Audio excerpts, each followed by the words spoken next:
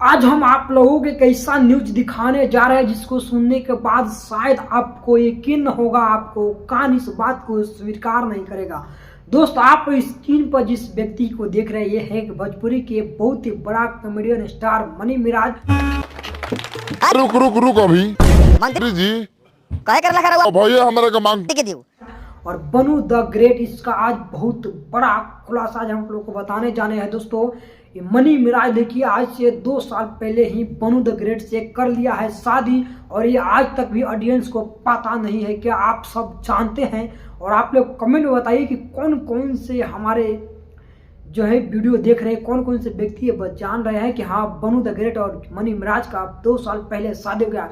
दोस्तों, आज जब हमने वीडियो देखा कि अरे भाई तो 2 साल पहले ही मनी मिराज बनू द ग्रेट के साथ में अपना एनिवर्सरी मना रहे हैं। हाँ दोस्तों, यही है बिल्कुल सही, जो कि मनी मिराज आप सब हम सब से छुपा करके बनू द ग्रेट से 2 साल पहले ही शादी कर देखिए अब एनिवर्सरी मन रहा है। यही है इसलिए सच्चाई कॉमेडियन स्टार मनी मिराज का।